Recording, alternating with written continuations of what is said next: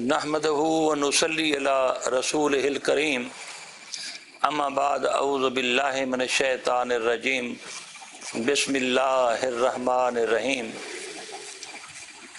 Malik Khurshid Ahmad advocate high court आपको सलाम पेश करता है।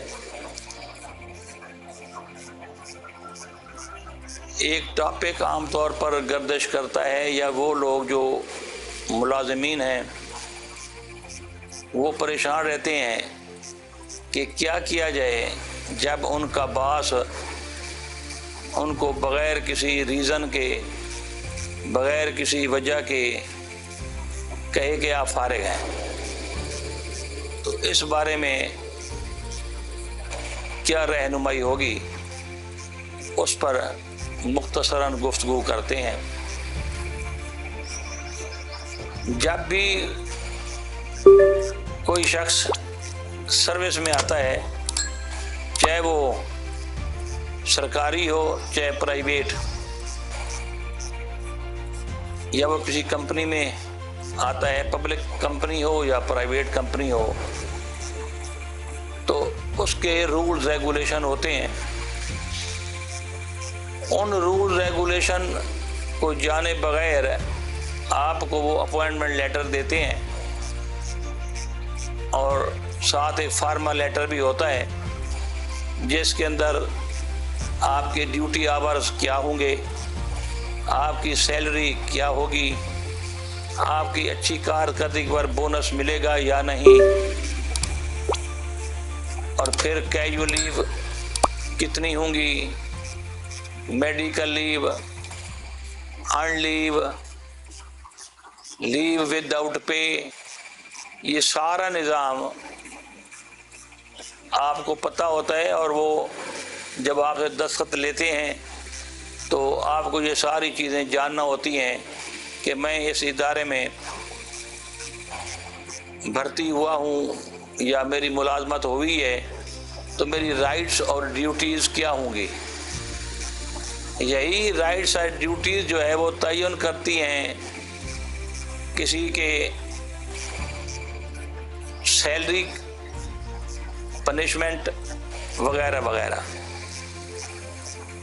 अब ये देखना है कि क्या यानी ये इस सूरत हाल के बाद जब आपको अपॉइंटमेंट लेटर मिल गया और फिर एफिशिएंसी और डिसिप्लिन रूल पंजाब के अलहदा हैं, हर सूबे के अलहदा हैं। अगर आप सूबाई गवर्नमेंट के मुलाजिम हैं तो वो सारा निज़ाम एक ऑलरेडी बर्पा हो चुका हुआ है, उसके अंडर आप आते हैं कि किस तरह आपकी सैलरी इंक्रीज होगी और वगैरह वगैरह, ये सारा निज़ाम। तो उसकी वायलेशन जब होगी तो फिर आप अदालत का दरवाज़ा खटखटाते हैं।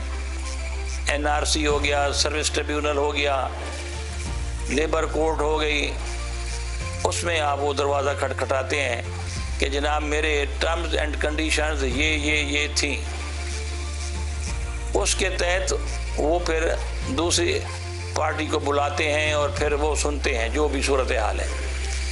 लेकिन इससे पहले जब भी, क्योंकि इंसान है, खता का पुतला है, कभी गलती भी हो जाती है, कभी कोई बदनीयत होता है, जान के भी करता है, चोरी चकारी भी करते हैं, घपले भी, एम्बेजलमेंट भी होती है, वगैरह वगैरह वगैरह। लेकिन सबसे पहले वो आपको क्या करते हैं, शो काज नोटिस देते हैं। इससे ही पहले एक तरीक़ाकार होता है, इंक्वायरी होती है। इंक्वायरी में आपको जवाब मांगा जाता है आपसे कि आप जवाब दें कि आपने ये काम क्यों किए हैं, आपके खिलाफ ये एलिगेशन है।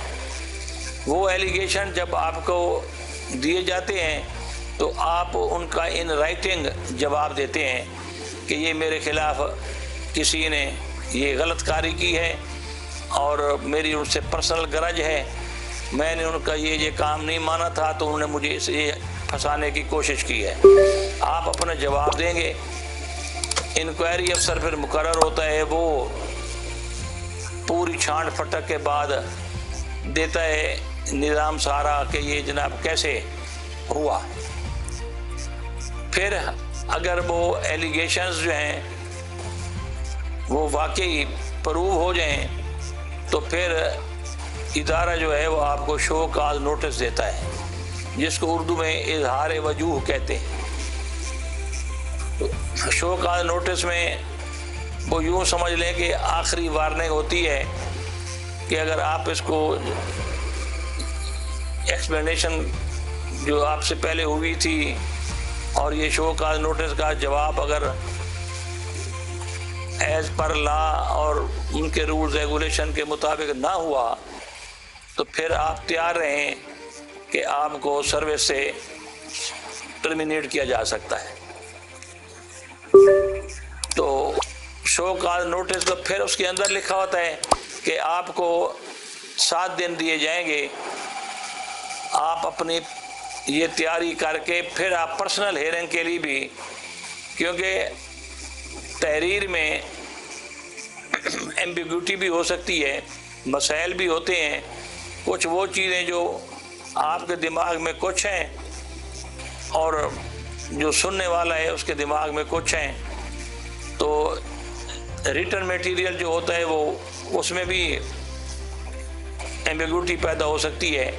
उसके लिए पर्सनल हेयरिंग के लिए फिर कहते हैं, फिर आप जाएंगे अपनी पर्सनल हेयरिंग उनको बताएंगे, अगर वो मुतमईन हो गए तो वो फिर आपको वो जो शो का नोटिस है और आपके जो इंक्वायरी वगैरह जो भी सिलसिले हैं वो उसको दफ्तर दाखिल कर देते हैं, डंप इनटू रिकॉर्ड।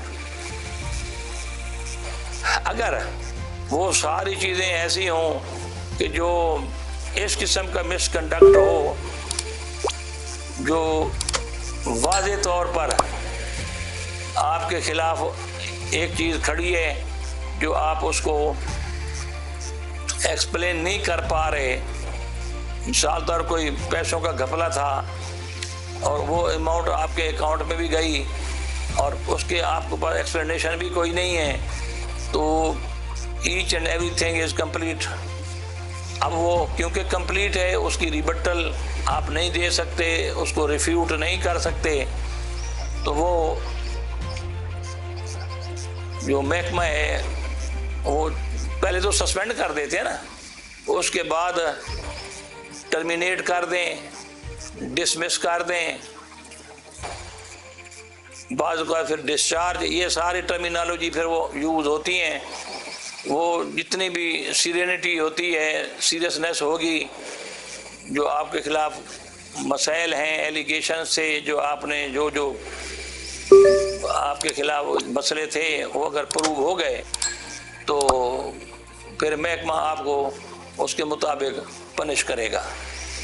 अब इसके बावजूद आपके पास फिर चांस होता है कि आप अगर लोअर लेवल पर मुलाजिम हैं तो लेबर कोर्ट का दरवाज़ा फिर आप खटखटा सकते हैं कि जी इंक्वायरी अफसर ने ये गलतियाँ की थी, जो नेचुरल जस्टिस था उसके खिलाफ भी ये पूरे नहीं उतरे, ये मेरे खिलाफ जो है ये चीज़ें यूँ होनी चाहिए थी लेकिन इन्होंने नहीं किया। NRC भी होता है। उसके बाद बाज़ हालात में हम फिर हाई कोर्ट भी जाते हैं कि नेचुरल जस्टिस की खिलाफ वर्जी हुई है, जो तरीक़ाकार था उसके मुताबिक इन्होंने ये इंक्वायरी ही नहीं की, लिहाजा इनको डंप इनटू रिकॉर्ड करो और मुझे अपनी सर्विस पर बहाल करो और मेरे फिर जितने एरियाज वगैरह हैं वो सारे मुझे विद बैक बेनिफिट वो दिए जाएं, और इस ड्यूरेशन में जितना मेरा वक्त ज़ाया हुआ है तो वो पोस्ट भी अगर आपको और ओहदा मिलना था तो वो भी मुझे दिया जाए। तो ये सारा निज़ाम जो है जी एक स्टेप बाय स्टेप होता है। तो जो ये कहते हैं ना जी अफसर साहबान फायर्ड कि जी बग़ैर वजह बताए और कहा कि कल से ना आना, ये इस तरह नहीं होता। हर चीज़ रिटर्न में है। वैसे भी हमारे पाकिस्तान का जो कानून है वो कोडिफाइड है, रिटर्न फार्म में होता है। किसी के खिलाफ अगर कोई एलिगेशंस हैं, कोई मसाइल हैं, तो वो प्रूव करने के लिए बाकायदा वो निज़ाम सारा हरकत में आता है। इंक्वायरी वाला सिस्टम जो भी मैंने अभी आपको बताया था, उसके बाद जो है किसी को पनिशमेंट दी जाती है। इसी तरह रिवार्ड के लिए भी होता है, इसी तरह पनिशमेंट के लिए भी होता है। उम्मीद है मेरी बात आपको समझ आ गई हो।